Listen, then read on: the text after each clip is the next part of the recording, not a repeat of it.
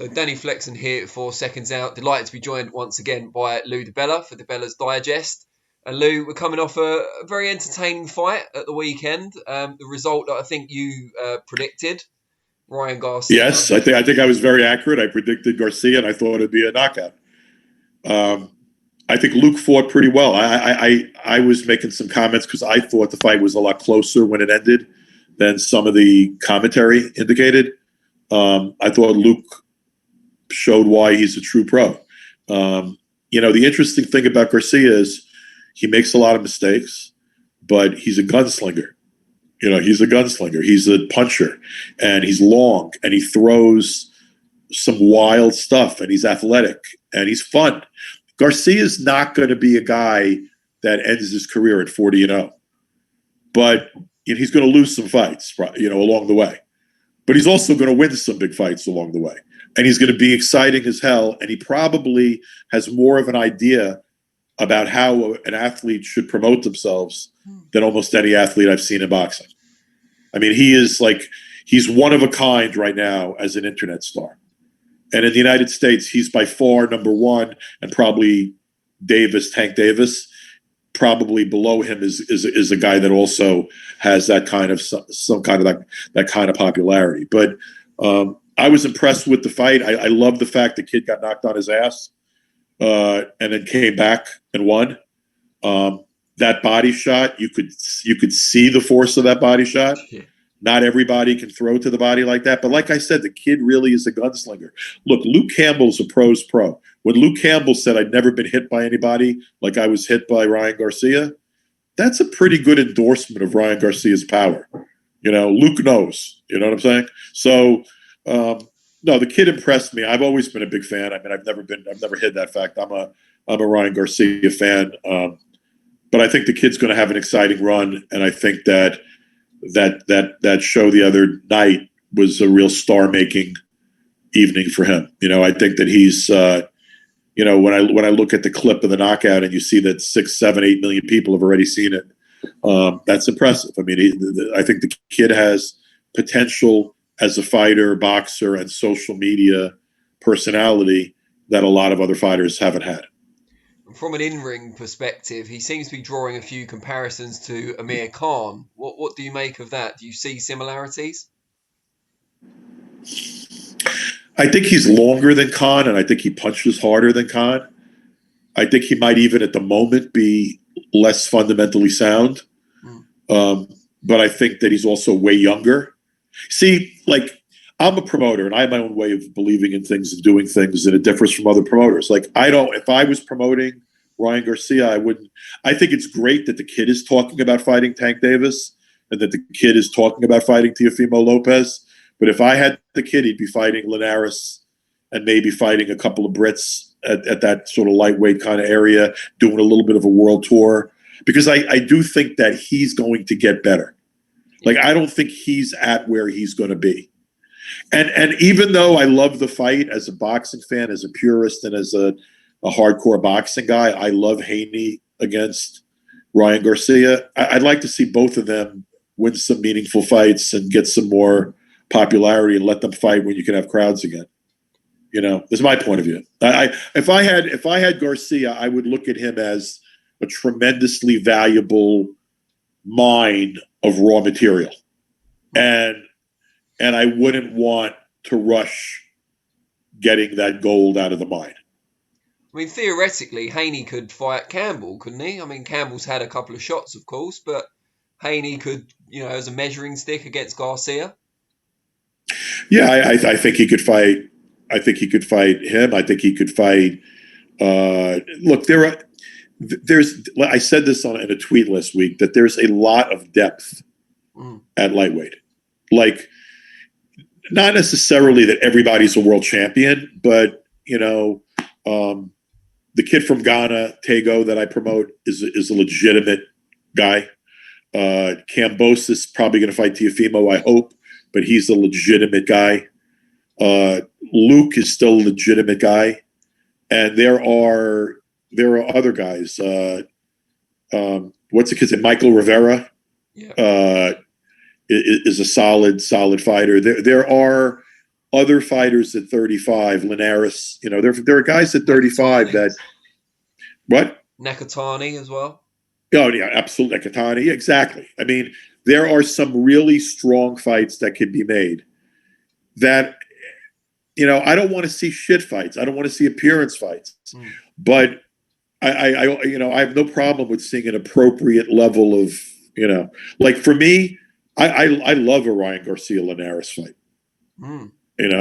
I think it's a terrific fight. And Linares has that side of him where he's a danger on potentially one punch power. So is Garcia. So that's a kill or be killed kind of fight in all likelihood. That's an interesting fight to me. I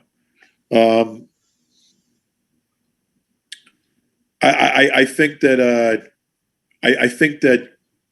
I'm interested in seeing what Ryan Garcia is going to do next, the same way I'm interested in seeing what Teofimo is going to do next.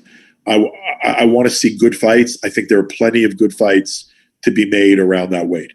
And Haney and Garcia is absolutely a fight I'd like to see in 2021. But honestly, I think it probably belongs later in the year. And what about Tank? If he's not going to fight those guys now, who would you like to see him fight? One of the guys you just mentioned, perhaps a Linares or a Nakatani, someone like that? I mean, yeah, I'd like to see him fight a Lomachenko, and I think I'd like to see him fight a lot of guys. We still are faced with the same realities. You could sit there and talk about a guy who's a PBC fighter and wanting to fight a guy that's an exclusive DAZN fighter, or want to fight a guy that's an ESPN fighter, and maybe it's possible, but let's face reality, it hasn't been happening very often. So, I mean, when you look at the landscape at lightweight, Lopez and Lomachenko are at top rank. Kambosos is Teofimo's mandatory. I think that becomes an attractive fight, particularly in Australia, with Teofimo going to hostile territory. Sure. I hope we see more fighters, quote unquote, crossing the street in 2021 and beyond. I really hope that we do see that. But if we're not going to get that, I don't want to see more bullshit. I want to see competitiveness. I want to see an affirmative effort to make the best matchup possible. Part of the reason I mentioned Linares for Ryan Garcia is I still think it's a betting fight. I don't think that there'd be no action on that fight. I think there are a lot of people that are going to think Linares got, Luke Campbell put Ryan Garcia on his ass. Linares hits harder than Luke Campbell. Although he's more fragile. Yes, he is. And I tend to think that the result of the fight might be very similar to the result of what we saw the other night, where I think that Garcia would probably knock out Linares. However, it'd be fun when it lasted. He bombs away. I'd like to see, hey, look, Nakatani showed me he's got a chin in multiple fights. Like, that guy's got balls and a chin. I'd love to see Nakatani and Ryan Garcia. Or Nakatani and Devin Haney. I wanted to ask you more of a left field thing, but from a commercial perspective. Richard Comey's fighting Jackson Marinez in February, like a kid that should be undefeated, Marinez, who got robbed in his last fight. That's a terrific 35-pound fight. If Comey gets his feet under him again, gets a good win against the top guy like Marinez, then Comey factors in with the Garcias and the Haneys, as fights that are future possibilities. Well, I was actually going to ask about Comey. Would Comey and Tago ever be a commercial possibility in Ghana? Yeah, it would possibly. I mean, I think that in a perfect world, the two Ghanaian fighters would rather not fight each other. In a perfect world, but I think if it became a money situation, yeah, they would do it. They're both prideful men, and they're both champion, caliber guys, and real contenders. I mean, Comey's already been a champion. I think it's a possibility down the line. I think Comey's biggest agenda is to attempt to get a belt back. So I think with Comey, if Richard comes out of the Marinez fight victorious, I think the first thing that his management and Richard are going to say to me is, Lou, try to get us a title fight.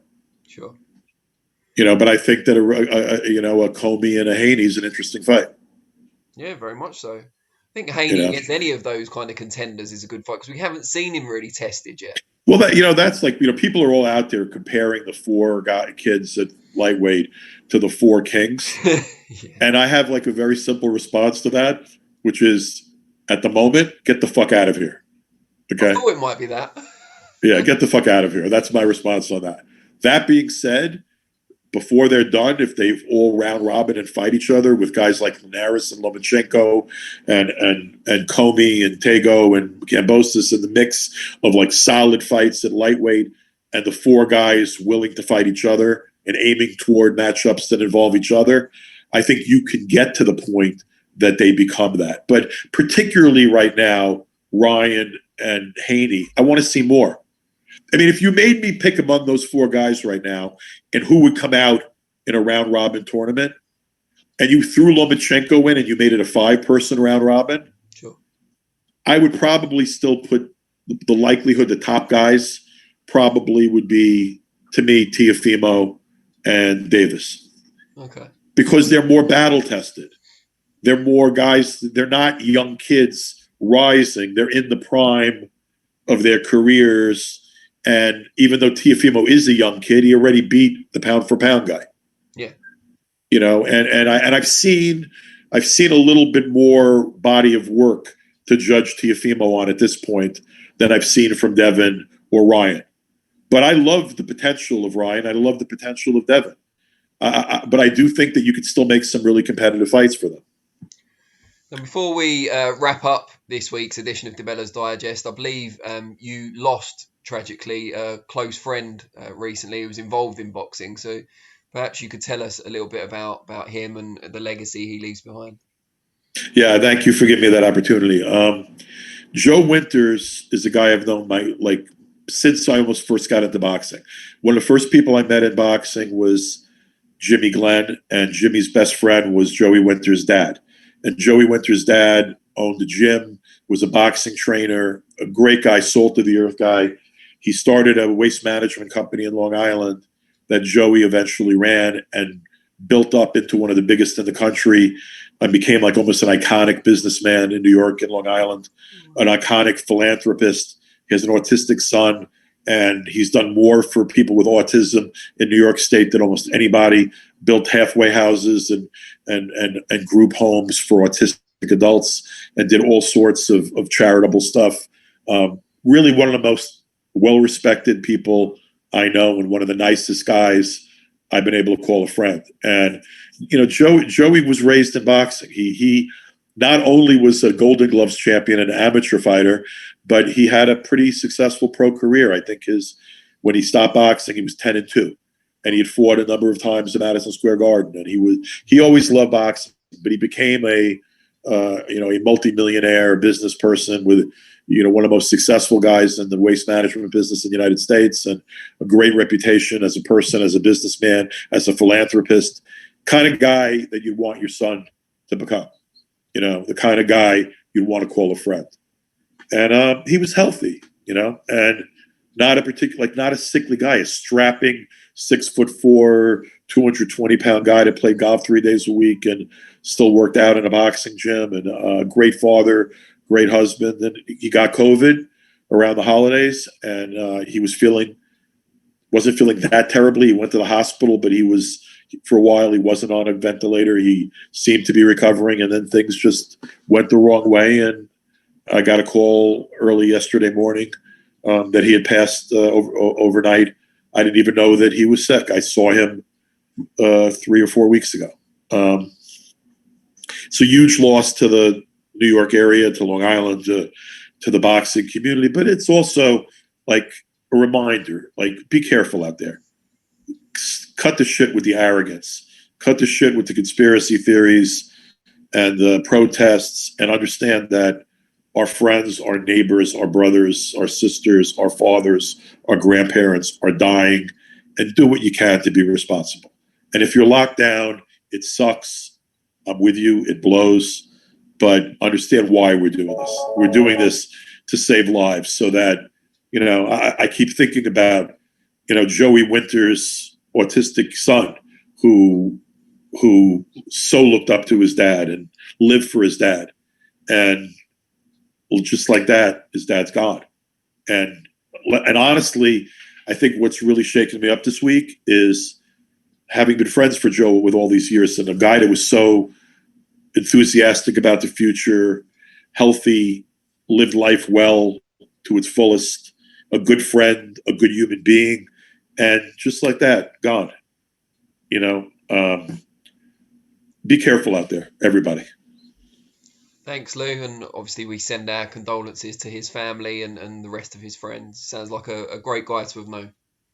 He was a great guy, real Irishman, but a tremendous guy, and a lot of family in Ireland. He was Joe Ward's manager. I have to. One of the things I have to do when I hang up with you is call Joe Ward and talk to him. But he was Joe's manager and really was excited about doing more in boxing in the future. He was at a point of his life where he could, consider sort of semi-retirement, at a young age. And it's just, it's an awful shame. It's a terrible tragedy, his loss. And I don't want to see more people go the same way. Like, let's do everything we can to get past this and protect as many of ourselves and our loved ones as we can. Very important note to end on, I think. Lou, we'll catch up with you again next week, and stay well, of course. Always a pleasure, my friend. Take care.